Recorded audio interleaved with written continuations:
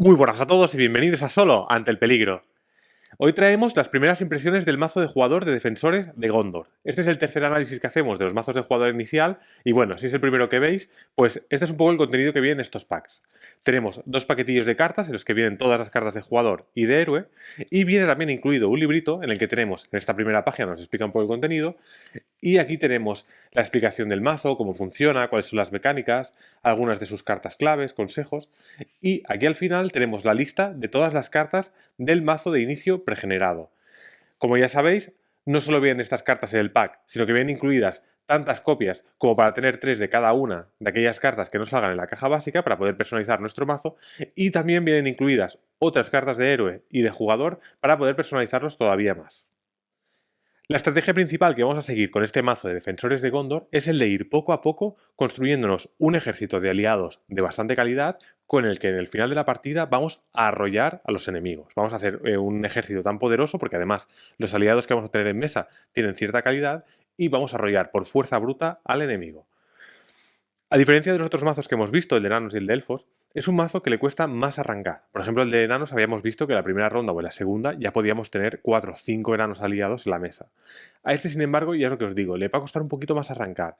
Incluso ya veréis que en las primeras rondas vamos a tener un poco de problemas y seguramente tendremos que mandar como carne de cañón a aliados de poco coste para morir en combate. Eso sí, después de haber construido nuestro mazo, ya, claro, las rondas irán pasando, además empezamos con una amenaza muy alta, desde 32, si no recuerdo mal, y cuando lleguemos a una amenaza de 40, entraremos en el modo valor. Es decir, siempre que estemos con una amenaza de 40 o superior, estamos en modo valor. Esto no nos da ninguna ventaja per se. Lo que hay muchas cartas que nos van a ofrecer bonos cuando estemos en el modo de valor. Habrá aliados que tengan más fuerza o habrá eventos que nos darán efectos más poderosos cuando estamos en efecto de valor, que va a hacer todavía más la sensación esta de arrollar al final de la partida. Cuando ya está casi todo perdido, pues con los defensores de Gondor vamos a conseguir arrollar al enemigo. Luego también hay algunas mecánicas que también son interesantes, aunque se quedan un poquito más, secundarias, por decirlo de alguna manera, y una es la generación y la distribución de recursos. En la caja básica no teníamos ninguna manera de distribuir recursos entre héroes y ya veréis que en el mazo de Defensores de Gondor es una mecánica que se va a repetir mucho porque vamos a necesitar esa gestión de recursos. Y luego hay otra temática que en el mazo preconstruido no viene y es la de trampas. Es una mecánica muy divertida de jugar. Lo que pasa es que no sé, luego ya lo veremos más en el análisis con más detalle, pero no sé si vamos a tener cartas suficientes como para poder hacer un mazo sólido de trampas. Pero bueno, así en modo resumen, las trampas nos conseguirán atrapar a enemigos para que no nos ataquen y poderlos derrotar de una manera más sencilla. Y bueno, desde el área de preparación, enemigos que estén enfrentados a otros jugadores, luego lo veremos. Vale, pues yo creo que dicho esto ya podemos pasar a ver una por una todas las cartas del mazo y así vemos qué tal funcionan ya individualmente y en conjunto del mazo. Pues el primer héroe del mazo de Defensores de Gondor no es otro que Boromir. Es un héroe de liderazgo y tiene 11 de amenaza inicial. Es un valor bastante alto, pero bueno, sabemos que suele ir acompañado de buenos stats, y así es. Tiene 1 de voluntad, 3 de ataque, 2 de defensa y 5 puntos de golpe. Son unos números muy parecidos al Aragorn de la caja básica revisada, salvo que Aragorn tenía 2 de voluntad, pero a cambio tenía 12 de amenaza y no 11. Creo que a Boromir le va bien este 1 de voluntad, porque ya sabemos que es un personaje muy poderoso, se le quedan bien esos 3 de ataque y 2 de defensa, pero ya sabemos que le cuesta resistir la tentación del anillo y de hecho cae unas cuantas veces en la novela. Tiene los rasgos de Gondor guerrero y noble y dice, mientras Boromir tenga al menos un recurso de su reserva de recursos, los aliados Gondor reciben +1 de ataque. Creo que es imposible no compararlo con Dain, que ya lo vimos en la revisión del mazo de enanos, que teníamos +1 de ataque y +1 de voluntad a todos los personajes enano. En este caso solo tenemos solo un bono en el ataque y solo para los aliados. O sea que en esa comparación Boromir sale perdiendo.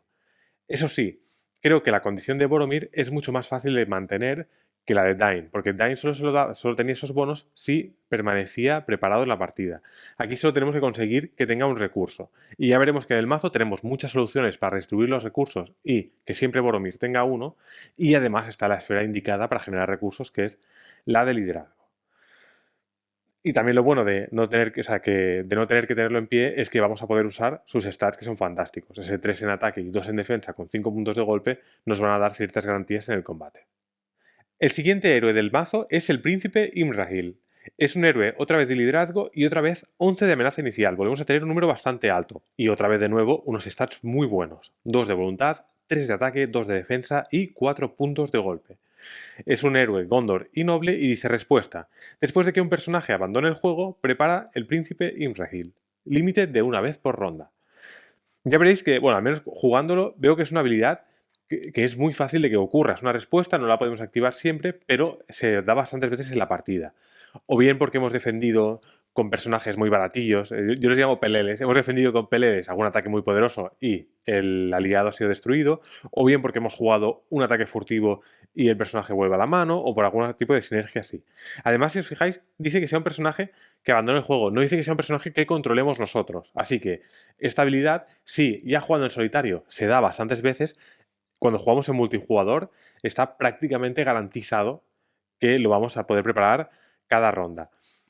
El único problema que yo tengo es que no tenemos tanto control de cuándo un aliado va a abandonar la partida. Igual no lo podremos preparar cuando nosotros queramos, sino que es cuando se pueda. Aún así, poder usar un héroe con estos stats tan buenos, casi o prácticamente 2 veces por ronda, la verdad es que es un héroe muy interesante. Y por último tenemos a Mablung. Es un héroe esta vez de táctica y tiene 10 de amenaza inicial, que no es un número que sea muy alto, pero tampoco es bajo. Pero bueno, vamos a ver sus stats que son muy equilibrados, me gustan mucho. Tiene 2 de voluntad, 2 de ataque, 2 de defensa y 4 puntos de golpe. Que sin destacar en nada, la verdad es que ayuda mucho en cualquier fase de la partida, porque 2 de misión se notan, 2 de ataque se notan, y con 2 de defensa y 4 puntos de golpe, la verdad es que más de uno y de 2 ataques puedes parar. Tiene los rasgos de Gondor y de Montaraz y dice respuesta. Después de que te enfrentes a un enemigo, añade un recurso a la reserva de recursos de Mablung. Límite de una vez por fase. Es una habilidad que me parece súper interesante. Primero por la esfera en la que está. Normalmente tenemos en la esfera de liderazgo donde generamos todos los recursos, ahora tenemos la posibilidad de generar recursos de una manera bastante estable en táctica. Y digo bastante estable porque empezamos con una amenaza de 10 de Mablung, más 11 del príncipe, más 11 de Boromir, de 32. Rara será la ronda, que nos salga un enemigo y no nos enfrentemos a él, aunque sea por la comprobación de enfrentamientos. Fijaos que pone límite de una vez por fase y no por ronda. ¿Dónde quiero ir a parar con esto? Normalmente solo habrá una fase de la partida en la que nos enfrentaremos a enemigos, y será efectivamente la fase de enfrentamientos. Ya sabéis que de manera o bien voluntaria o bien con la comprobación de enfrentamientos, con una amenaza tan alta, un enemigo va a caer sí o sí. Sin embargo, hay otras fases de la partida en las que también podemos enfrentarnos a enemigos. Por ejemplo, en las fases de misión, en las que cuando completamos la misión y avanzamos la etapa, puede ser que en la siguiente etapa tengamos que enfrentarnos obligatoriamente a un enemigo. Entonces con Mablung volveríamos a ganar recursos, ya serían 2 recursos en la ronda. Pero es que además también tenemos cartas en la caja básica, como puede ser el hijo de Arnor, que dice, respuesta, después de que el hijo de Arnor entre en juego, elige una carta de enemigo del área de preparación o que esté enfrentado actualmente a otro jugador. Enfréntate a ese enemigo. Es decir, en la fase de planificación en la que podremos jugar el hijo de Arnor, también podríamos ganar otro recurso con la habilidad de Mablung. Y por supuesto, ya si jugamos el hijo de Arnor con el ataque furtivo, pues ya podemos ganar recursos en cualquiera de las fases de la ronda. Eso sí, fijaos que es límite de una vez por fase. Si nos enfrentamos a 2 enemigos en la fase de enfrentamientos, solo conseguiríamos un recurso. Venga, pues pasamos con los aliados del mazo y el primero es Angbor el Intrépido. Es obviamente único y es de liderazgo. Tiene un coste de 2 y tiene 2 de voluntad, 1 de ataque, 0 de defensa y 2 puntos de golpe. Y ya sin ver su habilidad, ya me parece una carta buenísima. Es un aliado que ya llevaría seguro. ¿Por qué? Porque ya el ratio de coste 2 con 2 de voluntad es muy bueno. Y encima no está la esfera de espíritu, que es la que nos suele dar este tipo de aliados con estos ratios. Además tiene 2 puntos de golpe, lo que hace que cartas como el alcance del nigromante o cartas esas que hacen puntos de daño a personajes agotados no nos lo maten a la primera. Tenemos como una segunda oportunidad. Es un aliado de Gondor, como no, y guerrero, y dice, mientras tu amenaza sea 40 o más, es decir, estemos en modo de valor, lo que hemos explicado antes, dice, Ambor el Intrépido recibe más 2 de ataque y no se agota para ser asignado a la misión. Es decir, si estamos en modo valor, pasa de ser un buen aliado a ser una bestia, en la que vamos a tener garantizado 2 de voluntad sin tener que agotarlo y encima 3 de ataque. Todo esto por un coste de 2, con 2 puntos de golpe. Me parece una carta muy buena, tanto en mazos de Gondor como si no. Si tengo un mazo de liderazgo, no me costaría nada poner al menos una copia de Angbor. El siguiente aliado es un aliado de liderazgo, aunque esta vez no es único, es el soldado de Gondor. Tiene un coste de 2 y tiene 1 de voluntad, 1 de ataque, 1 de defensa y 2 puntos de golpe. Tiene unos stats bastante decentes. Es un soldado de Gondor, por supuesto, y respuesta. Después de que el soldado de Gondor entre en juego, busca entre las 5 primeras cartas de tu mazo un aliado Gondor y añádelo a tu mano. O bien, cualquier cantidad de aliados Gondor si tu amenaza es 40 o más. Baraja tu mazo. Es un aliado que está bastante bien, tiene unos stats bastante decentes y nos va a ayudar a poder seguir robando cartas y poder seguir teniendo siempre aliados que poder jugar. Además, fijaos que pone busca en el mazo entre las 5 primeras cartas. Siempre es mejor poder elegir, porque vas a poder elegir el aliado que tú quieras, mejor que robar, porque igual solo robando una carta no robas la carta que quieres. Siempre elegir suele ser mejor.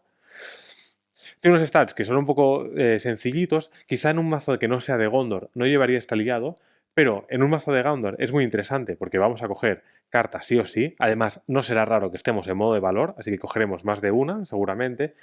Y no hay que olvidar el plus que tenemos con Boromir, que es, normalmente todas las rondas tendrá 2 de ataque. Así que por un coste de 2, tener un aliado de coste 2 no está mal. Y antes no lo hemos dicho porque no quiero estar repitiéndolo siempre, pero el bono que teníamos con Boromir y Angbor Intrépido, en modo valor, ya se nos va a poner con un ataque de 4, lo que va a ser una salvajada. El siguiente aliado es también de liderazgo y tampoco es único, es el Custodio de la Ciudadela. Tiene un coste de 5 para unos stats bastante flojos. 1 de voluntad, 0 de ataque, 1 de defensa y 3 puntos de golpe, que bueno, esos puntos de golpe no están mal. Es un aliado de Gondor y dice, reduce el coste para jugar al Custodio de la Ciudadela en 1 por cada aliado Gondor en juego. Esta carta a mí no me acaba de convencer, porque por supuesto da mucho gustito jugar aliados gratis y tener 5 aliados de Gondor es una cosa que acabará sucediendo, pero no sucederá pronto, porque ya hemos dicho que este mazo es un poco más lento.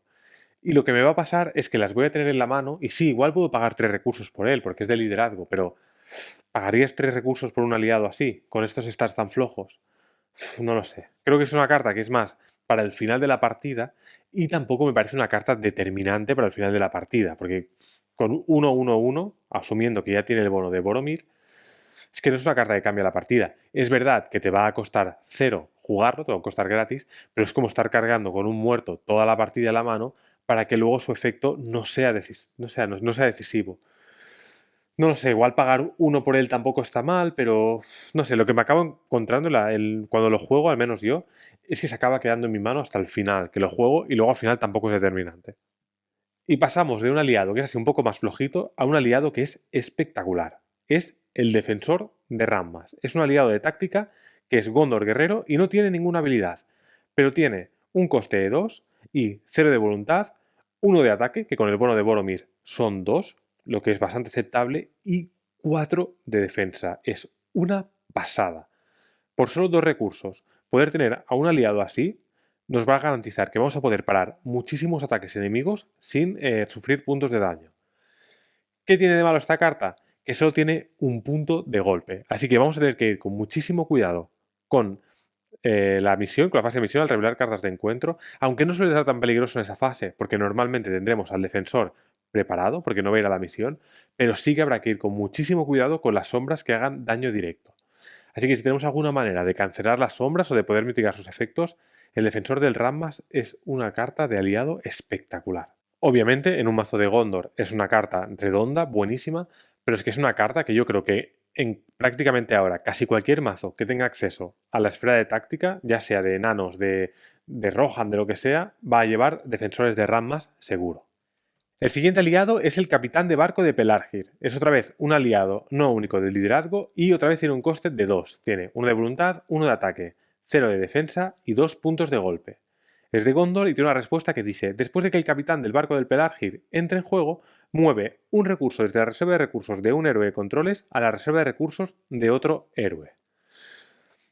Es una carta que por un coste 2 no se le quedan malos stats, considerando siempre que tengamos el bono de Boromir. Por un coste de 2 vamos a tener 2 de ataque, que no está mal. Y luego tiene una respuesta, a ver, que está bien porque la podemos activar o no, y va a ser una habilidad que siempre vamos a querer tener para poder asegurar que tenemos un recurso en Boromir. Por ejemplo, en la primera ronda de la partida, que tendríamos a Boromir, al Príncipe Imrahil y a Mablung, necesitaríamos los 2 recursos de liderazgo para jugarlo Y luego, opcionalmente, podríamos mover el recurso de Mablung a Boromir para poder seguir teniendo su bono de +1 de ataque. A ver, es un aliado que parece un poco flojito. Que, a ver, no está mal, tiene una buena habilidad, tiene unos buenos stats, pero lo malo es que hay una carta en este mismo mazo con una habilidad muy similar que es mejor carta que esta. Entonces, claro, en la comparación pues va a salir perdiendo. Pero bueno, la verdad es que el hecho de mover el recurso en este tipo de mazos nos va a ir bastante bien. El siguiente aliado es el correo. Es otra vez un aliado de liderazgo y tiene un coste 1. Ya simplemente porque es un aliado de coste 1 ya es una carta que me interesa, porque al menos va a poder ponerse de carne de cañón para defender el típico ataque de un troll o de un orco super armado, cualquier cosa así, o un lobo o un oso. Ya, por un coste de 1 me va a poder parar un ataque, o sea, ya me interesa. Tiene 0 de voluntad, 0 de ataque, 0 de defensa, pero muy interesante, tiene 2 puntos de golpe, ¿vale? Otra vez de nuevo, no va a caer con la típica sombra, con la típica carta de encuentro que te hace un punto de daño. Eso sí, si tiene estos stats, ya sabemos que el aliado va a tener alguna habilidad, que dice, agota el correo para mover un recurso desde la reserva de recursos de un héroe que controles a la reserva de recursos de otro héroe. Esta carta es muy interesante en dos aspectos. La primera es en multijugador, porque yo puedo colocar recursos que tenga un héroe que yo controle para dárselo a un héroe de cualquier héroe de la mesa. No hace falta que sea un héroe que yo controle, puede ser el de otro jugador.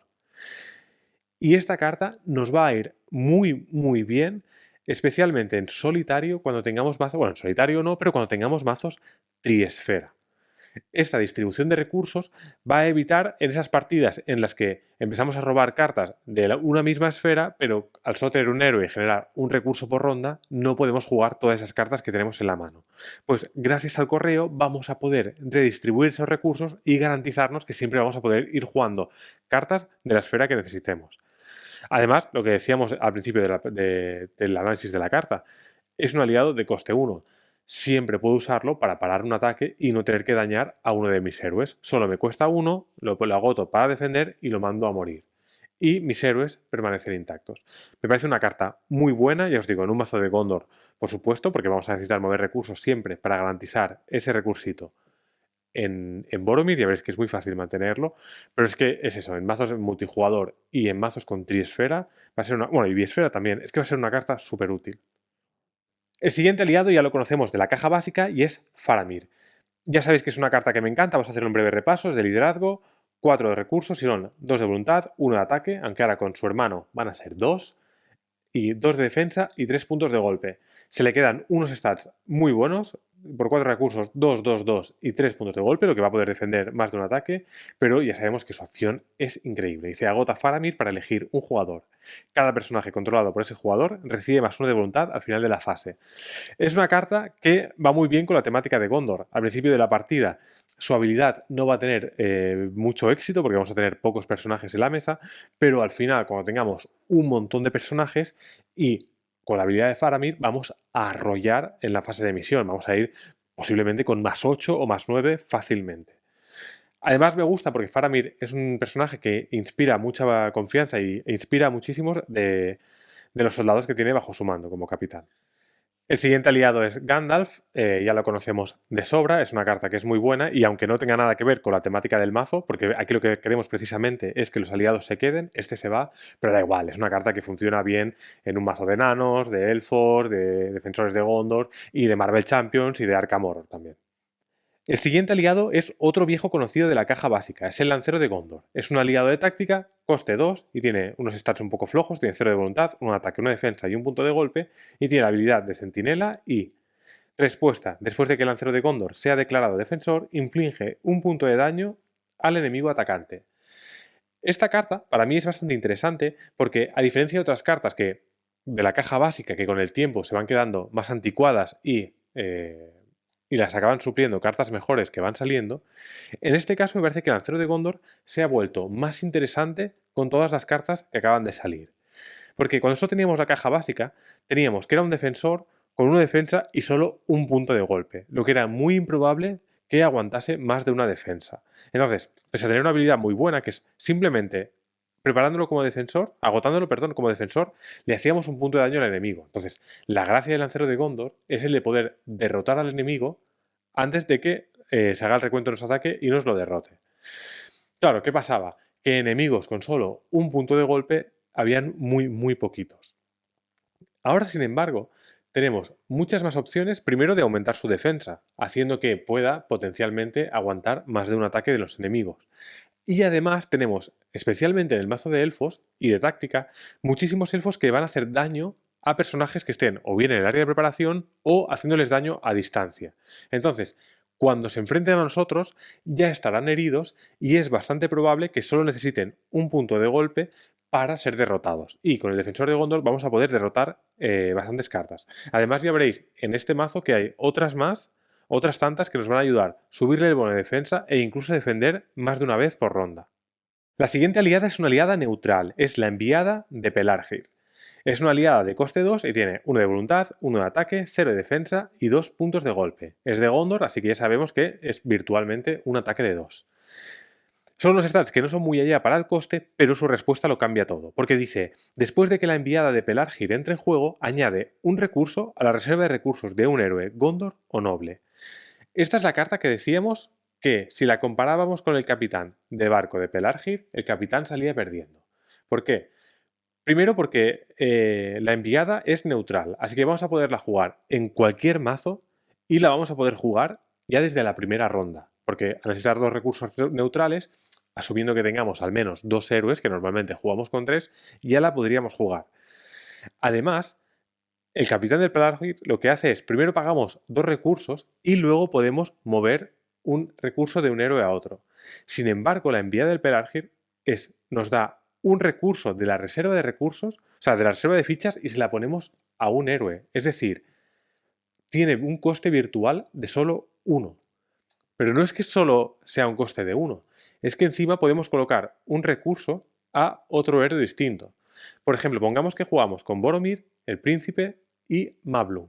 Nosotros podríamos pagar los 2 recursos con Boromir y con el príncipe Imrahil y ponerle ese recurso a Mablung y a disponer desde la primera ronda con 2 recursos de táctica para poder jugar, por ejemplo, al defensor del Rammas, que ya hemos visto que es una carta espectacular. Pues gracias a la enviada del Pelargir ya podríamos jugarlo en la primera ronda. Y luego se nos queda un aliado que por el coste de 1, unos stats más que decentes, con 2 puntos de golpe que otra vez la protege un poco de esas traiciones y de esas cartas de encuentro traicioneras. El siguiente aliado es el Pelele por excelencia, es la carne de cañón, la mejor carta que hay para ello. Es un aliado de liderazgo y no es único, es el escudero de la Ciudadela. Tiene un coste de solo 1 y 0 de voluntad, 0 de ataque, aunque tendría 1 de Boromir por si necesitásemos complementar algún ataque, 1 de defensa y un punto de golpe. Rasgo Gondor dice respuesta, después de que el escudero de la Ciudadela abandone el juego, añade un recurso a la reserva de recursos de un héroe de Gondor. Es una carta que nos va a ir genial para esos primeros compases de la partida en la que no podamos gestionar todos los ataques de los enemigos porque se nos va a enfrentar desde la primera ronda y enemigos no débiles, porque con una amenaza de 32 van a ser enemigos normalmente poderosos, y nos va a permitir no perder ningún recurso, porque luego con su habilidad lo vamos a poder recuperar, solo perdiendo así la carta que hemos robado. Lo convierte en el mejor pelele, en la mejor, yo creo que el mejor defensor, porque antes teníamos al explorador del río Nevado que nos permitía colocar una ficha en algún lugar. Lo que me pasaba con él es que muchas veces lo queríamos jugar al principio de la partida y todavía no había ningún lugar activo en la ronda 1, o si la primera ronda en la carta de encuentros no nos había salido un lugar, no podíamos aprovechar su habilidad. Con él la vamos a poder aprovechar siempre, 100%. En cuanto muera, recuperamos nuestro recurso. ¿Qué tiene de malo esta carta? Hombre, pues tu conciencia. Si tú eres capaz de llevar a un niño que sabes que va a ser a su muerte y encima después de su muerte aprovecharte y robarle todo su dinero, pues bueno, si podéis dormir tranquilos después de eso está genial. Pues ya hemos acabado con los aliados y pasamos con las vinculadas. La primera es una vinculada de táctica de coste 1 y es el capitán de Gondor. Es única porque solo puede haber un capitán de Gondor y es un título. Dice, vincula esta carta a un héroe guerrero. De los héroes que vienen con la lista inicial del mazo pregenerado, solo se la podremos vincular a Boromir, pues ni el príncipe Imrahil ni Mablung son guerreros. Eso sí, ya veremos que de los héroes adicionales que nos han dado para customizar nuestro mazo, hay otro guerrero, que es Beregón, luego lo veremos. Dice respuesta, después de que te enfrentes opcionalmente a un enemigo, agota al capitán de Gondor para darle al héroe vinculado +1 de ataque y +1 de defensa hasta el final de la ronda. A diferencia de Mablung, con el que podríamos enfrentarnos y su habilidad dispararía en varias fases de la ronda, no solo en enfrentamientos, aquí aunque nos dice que es opcionalmente a un enemigo, solo podemos hacer esto en un momento de la partida, en una fase, y es en la fase de enfrentamientos.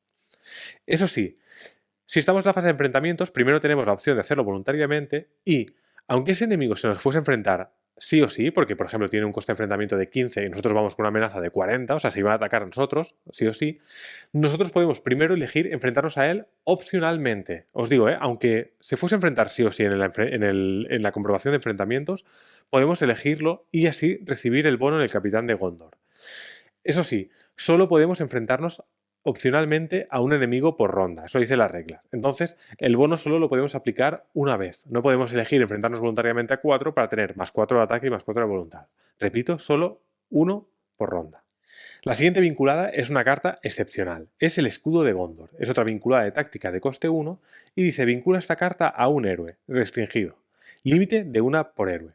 ¿Vale? Aunque sea restringida y solo se puede llevar una por héroe, fijaos que la carta no es única. Es decir, que todos nuestros héroes podrían llevar un escudo de Gondor. Dice, el héroe vinculado gana +1 de defensa, o bien +2 si el héroe vinculado tiene el rasgo de Gondor. Ya el coste de por uno tener +1 de defensa ya está genial, ya es un buen negocio. Pero es que tener +2 por solo uno me parece una mejora buenísima. Y además te dicen que el héroe vinculado tiene que tener el rasgo Gondor. Puede parecer un poco limitante fuera de un mazo de Gondor, pero es que ya en la caja básica tenemos muchos héroes de Gondor. Tenemos a Eleanor, tenemos al propio Aragorn, pero que igualmente, si no tiene el rasgo de Gondor, ya es un buen negocio. Por solo un recurso tener +1 de defensa está genial. Porque muchas veces es la diferencia entre tener que te hagan daño o no. A otro héroe que le queda espectacular de la caja básica es a Denethor, que también tiene el rasgo de Gondor y ya tiene 3 de base, pues que en este +2 se nos pondría un defensor de +5. Y os digo, es la diferencia entre recibir daño o no. Me gustaría hablar un poco más del combo de escudo de Gondor con Eleanor.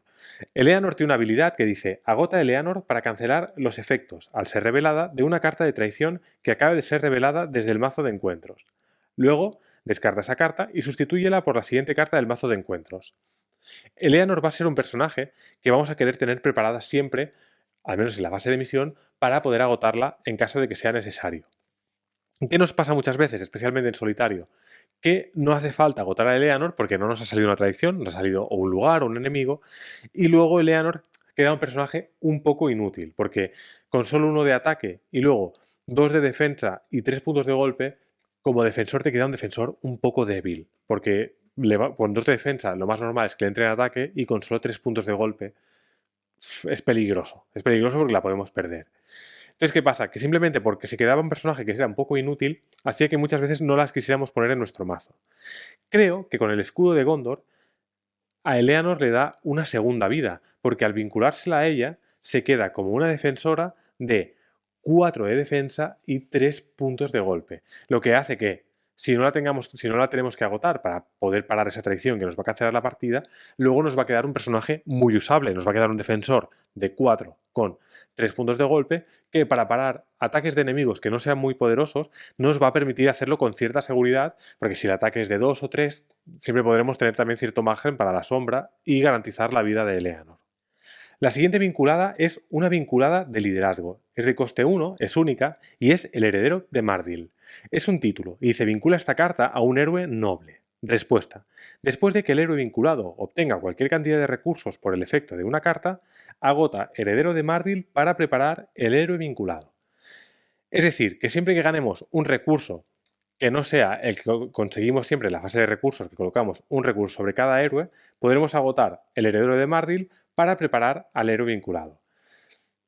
Hay cartas que son obvias, como por ejemplo el Sescal de Gondor, que agotamos Sescal de Gondor y colocamos 2 recursos sobre el héroe, así que podremos usar la habilidad de Mardil, pero también hay otras cartas que son las que redistribuyen recursos que también a efectos de carta hacen ganar recursos. Si nosotros, por ejemplo, agotamos el correo para mover un recurso del príncipe a Boromir, si Boromir tiene el heredero de Mardil, podremos prepararlo. Porque aunque en total no hayamos ganado ningún recurso, porque balance sigue siendo el mismo, Boromir sí que habrá ganado un recurso y por lo tanto podremos activar su habilidad. Así que insisto, no solo siempre que ganemos recursos de la reserva de fichas, sino que si redistribuimos recursos también cuenta la habilidad para el heredero de Mardil. Aparte de para lo obvio, que es para vinculárselo a Boromir, porque será una carta a la que le haremos ganar recursos durante la partida para poder asegurar que tenemos siempre su habilidad, hay algunas cartas que me gustaría hablar un poquito de ellos porque me parecen muy interesantes y son de la caja básica. La primera es que el heredero del Mardil es una vinculada espectacular para Gloin. Con Gloin podremos absorber puntos de daño y ya sabemos que siempre que reciba puntos de daño gana recursos. Y con que va a ganar recursos por efecto de carta, que en este caso es él mismo, vamos a poder aprovechar casi todas las rondas al heredero de Mardil. Porque ya sabéis que después de que Gloin sufra daño, añade un recurso a su reserva de recursos. Además, da la casualidad que Gloin es noble también, así que esta carta se le va a poder vincular. Además, coincide también que son de la misma esfera de recursos, así que si llevamos en el mazo a Gloin, seguro que podremos llevar al heredero de Mardil. Y otra carta muy interesante de la caja básica es Theodred. Si lo recordamos, también es noble, también es roja y también es guerrero, así que al ser noble también podremos vinculársela a él. Aunque para Theodred no es necesario que se la vinculemos a él, sino que sería cualquier otro noble. Theodred decía, después de que Theodred sea asignado a una misión, elige a un héroe asignado a esa misión. Añade un recurso a la reserva de recursos de ese héroe. Podemos vincularle a él mismo, el heredero de Mardil, que cuando lo llevemos a la misión, podemos darle un recurso a Theodred, pues está asignado a la misión, y agotar el heredero de Mardil para volver a preparar a Theodred. Y como os digo, no es necesario que se la vinculemos a él. Si tenemos a otro héroe con el rasgo de noble, podemos ponérselo a él, a ese otro héroe, y cuando agotamos a Theodred para ir a la misión, podríamos también agotar a este segundo héroe, darle el recurso de Theodred y prepararlo con el heredero de Mardil. Y hablando de la reina de Roma, Senescal de Gondor. Esta carta ya la conocemos de sobras, es de la caja básica y, para ir rápido, es una vinculada de liderazgo de coste 2, es única, y dice vincula esta carta a un héroe. El héroe vinculado gana el rasgo de Gondor. Esta es una habilidad que nunca le habíamos hecho mucho caso, porque en la caja básica sí que es verdad que tenemos por Gondor, pero no es una ayuda suficiente para tenerla en cuenta, pero en este mazo sí que tiene muchísima relevancia, porque ahora podemos jugar héroes que no tengan el rasgo Gondor, pero que nos interese tenerlo, pues se lo podemos dar gracias al Senescal. La acción ya la conocemos, agota Senescal de Gondor para añadir 2 recursos a la reserva de recursos del héroe vinculado. Y no voy a decir nada nuevo de esta carta, todo el mundo sabe que es muy buena, todo el mundo ya sabe jugarla, de hecho casi todo el mundo se la pone en el mazo, especialmente al principio. Pero sí que hay algo nuevo que podemos decir de esta carta, y es que va a combinar muy bien con el heredero de Mardil. Dice, después de que el héroe vinculado obtenga cualquier cantidad de recursos por el efecto de una carta, agota al heredero de Mardil para preparar al héroe vinculado, que es la que justo acabamos de ver. Claro, ahora gracias al Senescal de Gondor vamos a poder tener el control absoluto de cuándo vamos a preparar al héroe vinculado si también tiene el Senescal de Gondor. Porque normalmente hasta ahora nosotros siempre habíamos agotado en cualquier fase, ya desde la misma recuperación en la que la preparamos o normalmente la jugamos en planificación. Ahora, si no necesitamos esos recursos en la fase de planificación, podemos usar el Senescal de Gondor en otro momento de la ronda que nos interese para preparar al héroe que tenga vinculada al heredero de Mardil. La siguiente vinculada es la espada infatigable. Es una vinculada de liderazgo de coste 1 y dice vincula esta carta a un héroe noble. Límite de una por héroe, restringido. Es lo mismo que nos ha pasado antes con el escudo de Gondor, que es una carta que no es única, todos los héroes pueden llevar una, pero solo podemos llevar una por héroe, y creo que tiene todo el sentido. Dice, el héroe vinculado recibe +1 de ataque, o bien +2 si tu amenaza es de 40 o más. ¿Vale? Tengo las mismas impresiones que tenía con el escudo de Gondor. Por tener por el coste de 1, ya tener 1 de ataque es una relación de coste bastante buena. Y si encima vamos a poder cumplir ese +2 de ataque, pues todavía mejor, porque por el coste de 1 tener +2 de ataque no está nada mal. ¿Qué pasa? Que claro, antes solo teníamos que cumplir la condición de que el héroe fuese de Gondor, que era una manera que, justo como acabamos de ver, con el Senescal de Gondor ya se lo podíamos dar.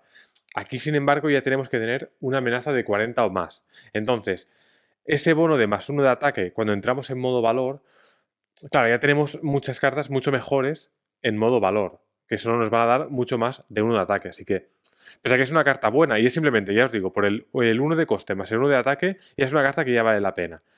Pero claro, luego el efecto para conseguirse +2 no es tan interesante como el que teníamos en el escudo de Gondor. Eso sí, nos va a ir bien tener armas, porque luego lo veremos más adelante, vamos a tener un evento que es espectacular, pero que necesitamos que tener cartas de arma vinculadas. Venga, pasamos con la última vinculada, y es el liderazgo visionario. Es una vinculada única de liderazgo, como no, y tiene un coste de 2, y se vincula esta carta a un héroe Gondor.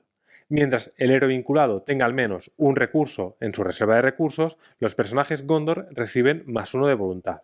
Es una carta que combina a la perfección con Boromir, porque ya teníamos en Boromir que para que sea un héroe efectivo, sea un héroe mejor, ya tenemos que tener un recurso en la reserva de recursos de Boromir. Así que por el mismo precio ya pagamos los dos bonos, el de +1 de voluntad y el de +1 de ataque. Lo que sí que tiene muy bueno es que aquí dice que ya son los personajes de Gondor, ya no solo los aliados. Así que tanto Boromir como el liderazgo visionario era para todos los personajes de cualquier jugador, pero aquí es solo para aliados, mientras que aquí también tenemos para los héroes. Hay una cosa que también tenéis que tener en cuenta, y es que normalmente no me va a gustar vincular cartas al personaje defensor. Así que si nuestro plan es defender los ataques con Boromir, quizá vincularle a él el liderazgo visionario, si se la podemos vincular a otro héroe de Gondor que no tengamos pensado para defender, si sabemos que siempre va a tener ese recurso, pues quizá mejor se la vinculamos a él. Pero bueno, normalmente se la queremos vincular a Boromir porque se va a pasar muchas rondas atacando con este 3 y ya solo tenemos que cumplir la condición de tener al menos un recurso con solo un héroe. Pues pasamos con los eventos, y el primer evento es de táctica. Se llama Tras fuertes muros. Tiene un coste de 1 y dice acción. Prepara a un personaje Gondor defensor. Ese personaje recibe +1 de defensa hasta el final de la fase. Esta carta tiene truco. Hasta ahora hemos visto que todas las cartas del mazo de Gondor no tienen mucho secreto, son bastante directas y precisamente para jugadores noveles creo que este mazo es ideal precisamente por eso. Igual no es tan potente como quizá el de enanos o el de elfos, pero es muy sencillo de jugar. Esta carta es la primera que tiene cierta amiga, cierto truco. Primero, bueno, dice que el personaje podemos usarlo tanto para héroes como para aliados. Pero gracias a este evento no solo es un +1 de defensa para esta defensa, sino que gracias a esta carta vamos a poder defender 2 ataques en la misma ronda y van a ser 2 ataques con +1 de defensa. ¿Cómo funciona esto? Estamos en la fase de ataque de enemigos, ¿vale? Nos ataca un enemigo y pongamos que yo estoy defendiendo con el defensor de Rama. Entonces, lo declaro como defensor y yo tengo ahora una ventana de acción. Entonces, yo puedo jugar mi evento de Tras fuertes muros y prepararlo y darle +1 de defensa. Ahora lo tenemos en 5 de defensa y también sigue declarado como defensor, aunque yo lo haya preparado. Entonces ya tengo el bono de +1 de defensa y posteriormente, si tengo más enemigos que me están atacando en la ronda, con que él estaba preparado, voy a poder volver a defender un segundo ataque y encima voy a seguir manteniendo el +1 de defensa porque es hasta el final de la fase, no hasta el final de ese ataque. El siguiente evento también es un viejo conocido de la caja básica y es la finta. Tiene un coste de 1 y es una acción que puedes hacer en la fase de combate y dice, elige un enemigo enfrentado con un jugador. Ese enemigo no puede atacar a ese jugador esa fase. Es un evento que es de las mejores cartas de la caja básica, ya que por solo un coste de recursos o por un recurso vamos a poder evitar un ataque. Esto es mucho mejor que un pelele, porque pese a que el pelele también solo me cuesta un recurso y encima luego lo voy a poder recuperar, pero cuando estamos defendiendo un ataque estamos expuestos a las cartas de sombra, porque no siempre las cartas de sombra afectan al defensor. A veces te dicen, súbete la amenaza, o ahora este enemigo también se enfrenta a ti, cosas así. Lo bueno de la finta es que al no atacar no se revelan cartas de sombra, así que todos esos efectos nos los ahorramos. El siguiente evento es un evento muy Gondor, muy en comunión con la filosofía de juego. Es un evento de liderazgo de coste 3 y se llama Les obliga a la necesidad. Acción. Cada jugador, cuya amenaza sea 40 o más, prepara todos los personajes que controle. No solo el jugador que juega el evento, todos los demás de la partida, si todos los que tengan 40 o más de amenaza, o lo que estén en modo valor, que se llama, podrán preparar todos sus personajes. Es la versión barata de la carta que tenemos en la caja básica, la determinación sombría, que dice acción, prepara todos los personajes en juego. Obviamente esta acción es mejor que esta, pero claro, pasamos de un coste 5 a un coste 3. Cuando hice la revisión de la caja básica, en ese momento esta carta me parecía demasiado cara para el efecto que podía tener, porque tampoco íbamos a tener tantos personajes. Creo que en un mazo Gondor, especialmente la versión más económica, es una carta que sí que vamos a poder jugar más probablemente que la determinación sombría, porque tener 40 o más de amenaza en un mazo Gondor es bastante probable, y especialmente en los últimos compases de la partida, y tiene un coste de 3, que no es tan prohibitivo, y encima tenemos muchísimas opciones de generar recursos o de moverlos al héroe indicado para poder jugarla, lo que es mucho más flexible. Además, lo bueno que tienen, tanto esta como la determinación sombría, es que es acción, lo podemos hacer en cualquier momento de la partida. Así que si lo que nos interesa es llevar a todos a la misión y luego atacar con ellos, lo podemos hacer, o podemos defender con todos, luego hacerlo también en combate y atacar con ellos, o sea, lo que nos da bastante flexibilidad. El siguiente evento es de liderazgo. Es un evento bastante caro. Tiene un coste de 4 y se llama Pilares de los Reyes. La ilustración es espectacular, de los Argonas. Y dice, mientras tu amenaza sea menor a 40, reduce en 4 el coste para jugar los Pilares de los Reyes. Es decir, si tenemos menos de amenaza, esta carta se juega gratuita. Dice acción, establece tu amenaza en 40. Es decir, nos permite pasar en modo valor. Si este efecto ha aumentado tu amenaza, roba una carta. O bien, 4 cartas si ha aumentado tu amenaza en 10 o más. Parece que esta carta sea una carta que nos premia si nos subimos a modo valor, pero en realidad a efectos de juego al final acaba siendo una carta reductora de amenaza, porque lo que nos va a pasar es que este mazo se va a hacer fuerte cuando estemos en modo valor, pero claro, el contador de amenaza sigue subiendo cada ronda y mínimo va a subir 1. Entonces, si estamos en un punto en que estamos en 47, 48 y vemos que ya peligra perder la partida por haber llegado a 50, podemos jugar los Pilares de los Reyes y volver a reducir nuestra amenaza en 40. Por supuesto que podemos usarla, esta carta, para aumentarnos la amenaza y poder llegar a valor. Lo que pasa es que es una situación que no suele suceder, que normalmente quieres posponer lo máximo posible para poder montarte la mesa y tener cuantos más aliados mejor. Además, una de las condiciones que es, si la amenaza la aumentamos en 10 o más, robamos una carta. En este mazo va a ser imposible porque ya empezamos con una amenaza de 32. Y a no ser que nos la reduzcamos con Gandalf, siempre vamos a estar por encima de 32. Entonces, y eso además sería al principio de la partida, lo que no sería muy interesante ponerse en 40 porque es que vamos a palmar entonces sí o sí. No es una carta que me apasione, pero bueno, creo que en ese tipo de mazos te puede, más que ayudarte a llegar a valor, es salvarte el culo y no perder la partida. Volviendo, eso sí, a la amenaza 40. Hay una cosa que hay que tener en cuenta, y es que la ventana de acción que tenemos es después de subir, en la fase de recuperación, es después de subir nuestra amenaza. Así es, si lo que nosotros queremos es reducir nuestra amenaza cuando pasemos de 49 a 50, no lo vamos a poder hacer, porque primero subimos a 50 y luego se abre la ventana de acción. Pero es que cuando llegamos a los 50, la partida se pierde automáticamente, no llegamos a abrir esa ventana de acción. Así que usarla, a ver, no tenemos restricción que sea en la fase de recuperación, podemos usarla con amenaza 49, pero no esperéis a la fase de recuperación, hacedlo en la fase de combate de antes, por ejemplo, o en misión, para no tocar el 50. El siguiente evento también lo tenemos en la caja básica. Es un evento de liderazgo de coste 1 y es sacrificio valeroso. Dice respuesta, después de que una carta de aliado abandone el juego, el controlador de esta carta roba 2 cartas. La verdad es que robar 2 cartas por un coste 1 es un buen negocio, y su respuesta va muy en sintonía con la habilidad del príncipe Imrahil. Porque ya hemos dicho que es una condición que se va a dar bastante a menudo, el tema de que al menos un personaje abandone el juego. Fijaos que aquí también no hace falta que el aliado sea un aliado que yo controle, puede ser cualquier aliado de la mesa. Así que en multijugador todavía es más probable que se dé la respuesta del sacrificio valeroso.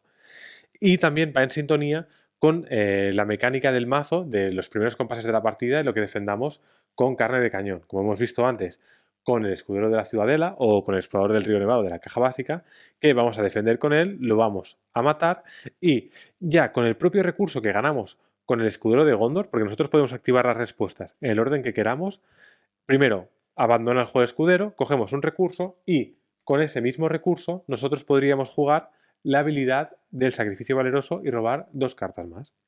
Y la última carta del mazo es un evento de táctica y es Martilla Enemigos. Es una carta espectacular. Es un evento de coste 0 de táctica y dice respuesta. Después de que un héroe que controles ataque y destruya a un enemigo, agota una carta de arma vinculada a ese héroe para robar 3 cartas. O sea, por un coste de 0 robamos 3 cartas. O sea, el cambio es buenísimo. Además, la condición de la respuesta, que derrotemos a un enemigo, es una cosa que va a pasar.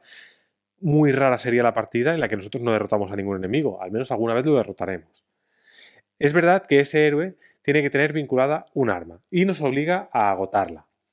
Agotar un arma no tiene ningún efecto per se, o sea, si yo agoto la espada infatigable, yo sigo teniendo ese bono de +1 de ataque o +2, aunque esté agotada. Esta restricción la hacen para que no podamos jugar 3 martillo enemigos a la vez, porque tendríamos que agotar 3 armas de ese héroe vinculado, lo que va a ser bastante improbable que un héroe tenga 3 armas vinculadas. Eso sí, si yo tengo, por ejemplo, ataco con estos 2 héroes de aquí y ataco con los dos y los dos derrotan a un enemigo, si cada uno llevase un arma, yo sí que podría llevar, o Boromir llevase 2 armas, yo sí que podría agotar esas 2 armas para usar 2 copias de martilla enemigos. Esto simplemente, ya os digo, lo de agotar el arma no tiene ningún efecto con el arma, es más que nada para tener un control y no jugar un montón de martilla enemigos a la vez. Ya hemos llegado a la carta que nos dice que ya han aparecido todas las cartas del mazo pregenerado y que ahora vamos a ver copias adicionales y cartas adicionales para personalizar nuestro mazo. Vamos a verlas. Pues la primera carta adicional que tenemos en el mazo de Defensores de Gondor es Beregond. Es un héroe de táctica. Tiene 10 de amenaza inicial, que ya hemos visto que no era un número ni muy alto ni muy bajo, es bastante aceptable, y tiene 0 de voluntad, 1 de ataque, que serán potencialmente 2 con el bono de Boromir, y tiene 4 de defensa y 4 puntos de golpe. Es, ahora mismo, sin ninguna duda, el mejor defensor del juego, al menos con las cartas que tenemos con la reimpresión. Además tiene el rasgo de centinela, lo que lo convierte todavía en mejor defensor, ya que no solo defenderá los ataques que nos hagan contra nosotros, sino contra cualquier jugador. Aguanta un ataque de hasta 7 de fuerza, es una pasada. Tiene los rasgos de Gondor y Guerrero. Él es precisamente cuando os enseñaba el capitán de Gondor, os decía que solo se podía vincular a otro héroe adicional y era Beregond, porque solo se la podemos vincular a héroes guerreros. Y encima lo que nos va a hacer es dar +1 de ataque y +1 de defensa cuando nos enfrentábamos a un enemigo. O sea, lo que pasaríamos todavía a tener 5 de defensa, lo que convierte en una máquina de defender. Además, por si fuese poco, tiene una habilidad que dice: reduce en 2 el coste para jugar cartas vinculadas de arma y armadura sobre Beregond. Así que sobre Beregond podremos jugar gratuitamente el escudo de Gondor, que además tener el rasgo de Gondor, vamos a convertirlo en un defensor de coste 6 y encima gratuitamente, porque es una armadura y se reduce en 2, porque eso tiene un coste de 1, no se entra en juego gratis. Ya os digo, Beregond me parece una carta espectacular y entra en cualquier mazo de táctica. No hace falta que sea de Gondor, ni muchísimo menos. O sea, va a ser una carta que yo creo que se va a ver en muchísimos mazos a partir de ahora. De los mejores héroes de táctica que tenemos ahora mismo, si no el mejor. Eso sí, pese a que me parece una carta súper buena y de las mejores del juego, me parece una carta que está muy bien diseñada, porque solo es bueno defendiendo. Luego, para ir a la fase de misión o para ir a la fase de ataque, tampoco es que, o sea, lo único que hace bien es defender. O sea, que vamos a necesitar mucho más para ganar una partida. No es un héroe como, por ejemplo, la habilidad de, aunque me duela porque es de mis héroes favoritas, y no la que más, Beravor sí que es una habilidad que te puede descompensar todo el juego. Aquí simplemente tenemos a un héroe que defiende súper bien, pero con esto no se gana una partida. Eso sí, te ayuda mucho, especialmente en los primeros compases, a que no te mueran un montón de aliados y puedas montar tu ejército poco a poco. La siguiente carta que tenemos para personalizar nuestro mazo es de nuevo un héroe. Es de saber en este caso y es Faramir. Tiene los rasgos de Gondor y Montaraz y tiene una amenaza inicial de 11, que es un número bastante alto, pero seguramente se compensa con buenos stats y así es. Tiene 2 de voluntad, 2 de ataque, 2 de defensa y 5 puntos de golpe. Nos pasa un poco como con Mablung, que no destaca en nada, pero va a ser útil en cualquier momento de la partida. Además, 2 de defensa y 5 puntos de golpe nos va a resistir unos cuantos ataques. Tiene la palabra clave distancia y una habilidad que dice: Faramir recibe +1 de ataque por cada enemigo que haya en el área de preparación. Esta habilidad está muy relacionada con la temática que habíamos hablado al principio del vídeo sobre las trampas. Ya veremos que las trampas son unas vinculadas que las pondremos en el área de preparación antes de vinculárselas a nadie, y cuando aparezcan enemigos se les vincularán estas cartas. Es como si simboliza como si esos enemigos cayesen en nuestras trampas. Entonces, estas trampas están en el área de preparación y Faramir, por cada enemigo que esté atrapado en el área... Bueno, no es necesariamente que esté atrapado, pero bueno, es para la temática, ¿no? Por cada enemigo que tengamos en el área de preparación, él recibirá +1 de ataque. Eso está muy bien porque sin tener que poner cartas vinculadas, Faramir puede llegar a tener por sí mismo un valor de ataque muy alto. Eso sí, su mazo tiene que acompañar. Además de las trampas, también podríamos hacerlo con un mazo de una amenaza relativamente bajita, pero claro, ya va a ser complicado teniendo 11 de amenaza inicial solo Faramir. Y eso es un poco el pero que yo le puedo ver a Faramir, que ya sea o bien porque queremos jugar mazos de amenaza baja o bien fases de mazos de trampa, creo que tenemos una amenaza un poco alta y lo que va a hacer es que no nos dé tiempo a preparar nuestro chiringuito y los enemigos ya se nos empiezan a enfrentar desde turno 1. Entonces tengamos que usar nuestros recursos para luchar contra ellos y no tener tiempo suficiente para prepararlos. Pero bueno, Faramir sé que es un héroe que funciona, al menos en las ediciones antiguas, y sé que se pueden hacer mazos muy competentes alrededor de él.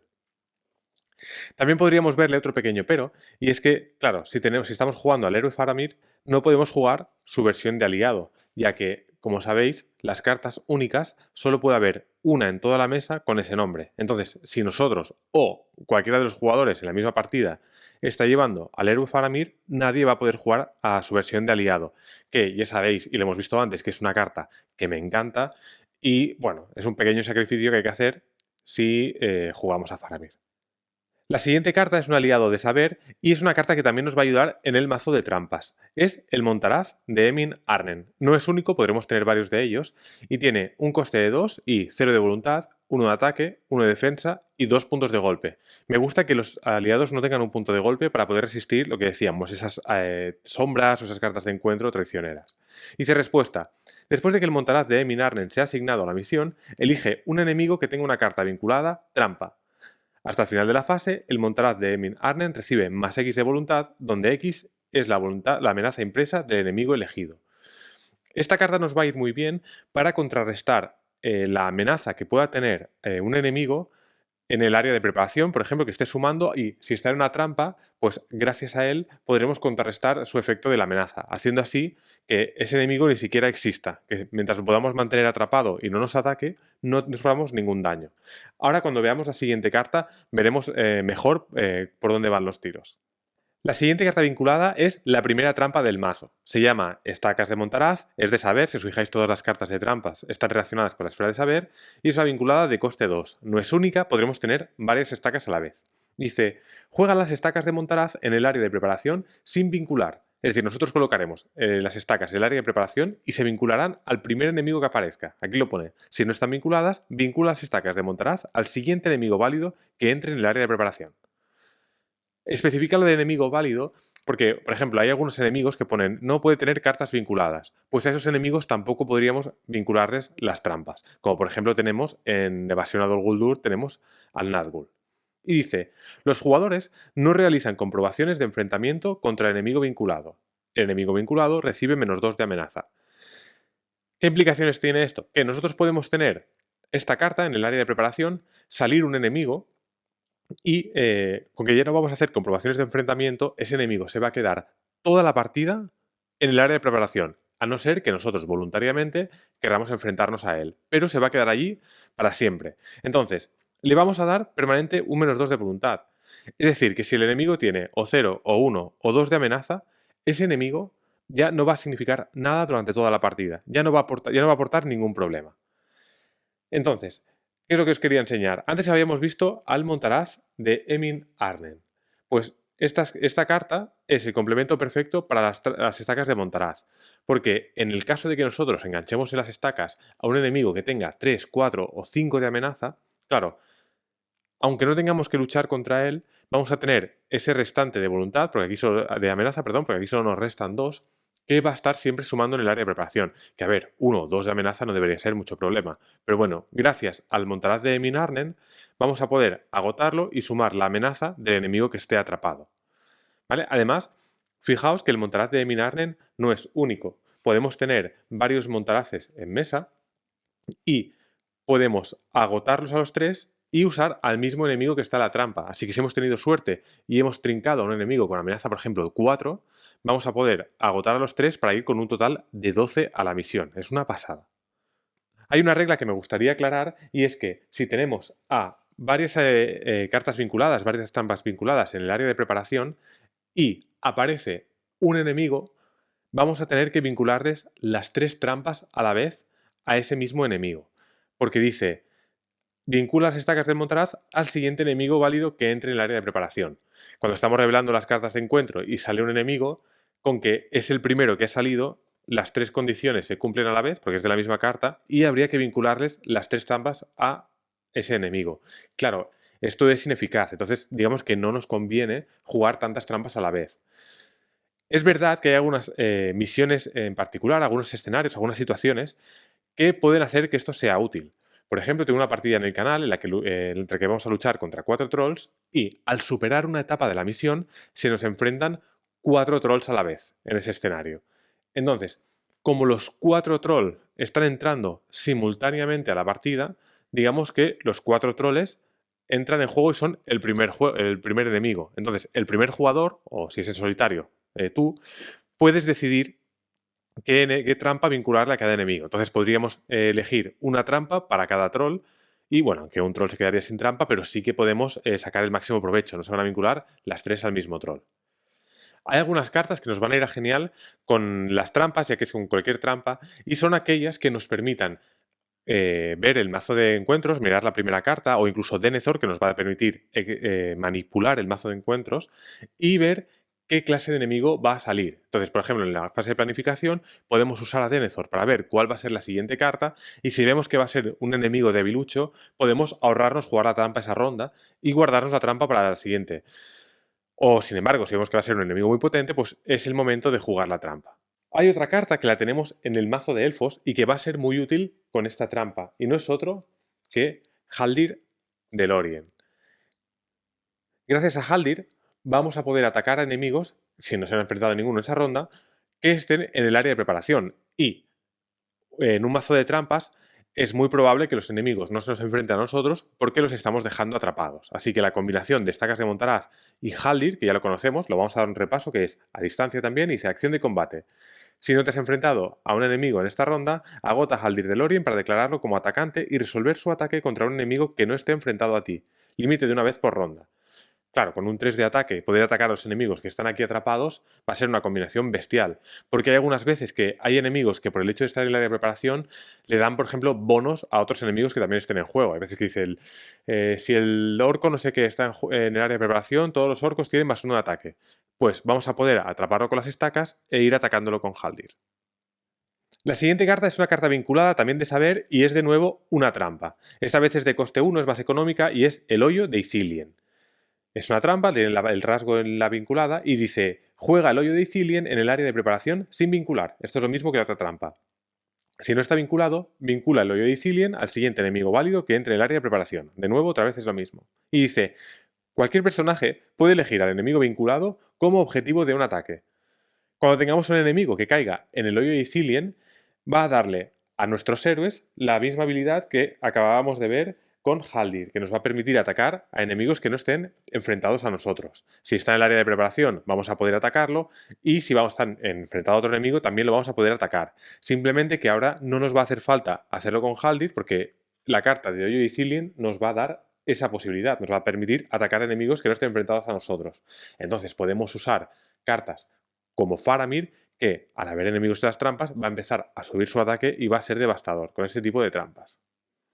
En el mazo de defensores de Gondor no vienen incluidas más trampas, pero quiero recordar que tenemos esta carta en la caja básica, que es un objeto trampa y se vincula esta carta a un enemigo enfrentado con un jugador. El enemigo vinculado no puede atacar.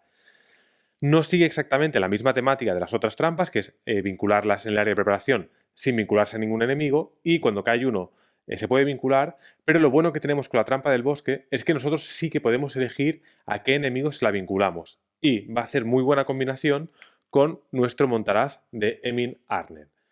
Y así, aunque la temática no sea la misma, pasamos de tener solo 6 trampas en el mazo a poder tener hasta 9. La siguiente carta que tenemos es un evento de saber de nuevo. Se llama Un conejo en una trampa. Es un evento de coste 1 y dice, juega esta carta solo si controlas un personaje único con el rasgo Montaraz y otro personaje único con el rasgo Guerrero. Ya veréis que esto en un mazo de trampas es bastante sencillo de conseguir, ya que la mayoría de héroes tramperos, por decirlo de una manera, suelen tener estos rasgos. De todas maneras, fijaos que dice que es un personaje único. Pueden ser que también sean aliados únicos, como también teníamos a Faramir, que es Montaraz, y luego podríamos tener otro único que es Guerrero también. Además hay muchos otros héroes, como por ejemplo hemos visto a Boromir en este pack, también tenemos a Beregond. Y dice, respuesta, después de que te enfrentes a un enemigo, ese enemigo no puede atacarte hasta el final de la fase. Vale, vemos que la respuesta no tiene nada que ver con trampas, sino que es una respuesta súper útil y que puede encajar en un mazo de cualquier tipo. Sería como la versión de saber a la carta que hemos visto antes, a la finta. Eso sí, tiene cosas buenas, cosas mejores a la finta y cosas peores que la finta. La primera, lo que yo creo que lo hace un poco peor, y es que dice, después de que te enfrentes a un enemigo, ¿vale? No podremos usar esta carta siempre que queramos, como teníamos aquí, acción de combate. Elige un enemigo enfrentado con un jugador. Aquí no hacía falta que se nos acabase de enfrentar. Lo bueno que sí que tiene esta carta, el evento, de un conejo en la trampa, es que dice que no te va a atacar hasta el final de la ronda. Esto puede ser muy interesante porque hay algunos enemigos que te atacan una vez cuando te enfrentas a ellos. Tengo una partida en el canal también en la que hay un oso que no para de atacarme, cuando se enfrenta a mí y en la fase de combate. Claro, con la finta solo vamos a poder jugarlo en la acción de combate, así que si ese enemigo nos va a atacar en otra fase, como podría ser la de enfrentamientos, ese enemigo sí que nos atacará. Sin embargo, aquí dice que no te puede atacar hasta el final de la ronda. Así que, cuando se enfrente ese enemigo que hace tantos ataques, podemos jugar el evento una sola vez y ya estamos seguros para hasta el final de la ronda, ahorrándonos así un montón de cartas de sombra. La siguiente carta es un evento neutral, se llama Yelmo de Secreto. Tiene un coste de 4 y dice límite de una por mazo, ¿vale? De esta carta solo tendremos una copia en todo el pack, porque aunque al tener un límite solo de una por mazo, pues no vamos a poder poner más. Entonces no nos dan 3 copias, pero bueno, tampoco las necesitamos. Dice acción. Elige un héroe de controles y descarta todas las fichas que tenga, es decir, las fichas de recurso y las fichas de daño. Selecciona un héroe distinto de tu colección que no sea de... esas son las sagas, estos iconos que hay un anillo y una pipa son los iconos de las sagas. Y estos, ahora nosotros no tendremos ninguno, ojalá reimpriman las sagas, pero bueno, de momento no tiene ninguna incidencia. Y dice, y tenga un coste de amenaza menor o igual que el héroe elegido. Intercambia esos héroes, moviendo todas las cartas vinculadas válidas al héroe de tu colección. Es decir, cuando cambiemos un héroe, vamos a perder todos los recursos, pero bueno, con un coste de 4 tampoco nos iban a quedar muchos más, porque al ser neutral vamos a poder pagarlos seguro con todos los recursos de ese héroe, y vamos a descartar todas las fichas de daño, y vamos a coger de nuestra colección el héroe que nosotros queramos y hacer un cambiazo. Eso sí, siempre que tenga un coste de amenaza igual o inferior al héroe que cambiamos. La mecánica me gusta mucho, pero he estado pensando qué combinaciones, qué tipo de mazo podríamos hacer para sacarle partido, y la verdad es que no se me está ocurriendo mucha cosa. Con mucho se me ocurre decir, bueno, tener un héroe que nos va a ayudar a acelerar el mazo, para acelerar y tener en la mesa bastante llena de aliados, y luego cambiarlo por un héroe que sea más decisor, que tenga más fuerza de combate o que tenga alguna cosa así. Pero no se me ha ocurrido ninguna, al menos con las cartas que tenemos ahora, ningún uso que diga, guau, sí, este seguro, va a ser perfecto para esto. Si se os ocurre alguna jugada o algo interesante con él, ponedlo en los comentarios y lo hablamos, porque a mí de verdad que no se me ocurre nada. Y ya por último tenemos el camino de la necesidad. Es una carta vinculada de liderazgo y tiene un coste de 4. No es única, pero luego tenemos límite de 1 por mazo y vincula esta carta, ojo, a un lugar. ¿Vale? Volvemos a tener el límite de 1 por mazo, así que ya sabéis que no nos van a incluir 3 copias de esta carta, solo nos van a dar una. Y dice, mientras el lugar activo mientras el lugar vinculado sea el lugar activo, los héroes no se agotan para atacar, defender o ser asignados a la misión. Es una carta muy extraña. A ver, es una carta que en principio es buena, porque si la vinculamos a un lugar que sea el lugar activo, nuestros héroes van a poder ir a la misión, van a poder atacar y van a poder defender, y luego, posteriormente, van a poder agotarse para usar sus habilidades. Si tenemos héroes como podrían ser Verabor o Denethor, podríamos hacer todas las cosas. ¿Cuál es el riesgo? Claro, es mientras que sea el lugar activo. ¿Cuántas rondas va a durar eso? Porque, claro, si encima mis personajes no se agotan para participar en la misión, lo más probable es que gane la misión y no coloque coloque fichas de progreso sobre el lugar. Creo que va a depender un poco del escenario en el que podamos jugar. Creo que el que tenemos, y puede ser muy interesante, es en el Anduin. En esa fase en la que no colocamos fichas de progreso y tenemos que derrotar a los enemigos, tener una carta como el Camino de la Necesidad nos puede ayudar un montón a completar el escenario sin tener que agotar a nuestros personajes en el combate. Y hasta aquí mis primeras impresiones del mazo de Defensores de Gondor. Me ha parecido muy buen mazo, quizá no tiene al menos todo el hype que tenía el mazo de enanos o el de elfos, pero me sigue pareciendo un mazo muy bueno y muy consistente. Además tenemos bastantes alternativas para cambiarlo un poquito, el tipo, que tenemos las trampas, tenemos como más cosas que los otros mazos que son como muy directos. Eso sí, Me ha parecido también muy adecuado para principiantes, pues ya habéis visto que yo creo que este vídeo quedará más corto porque las cartas no tienen mucho truco, no tienen mucho misterio, son bastante directas y creo que para un jugador novel puede ser un mazo más interesante.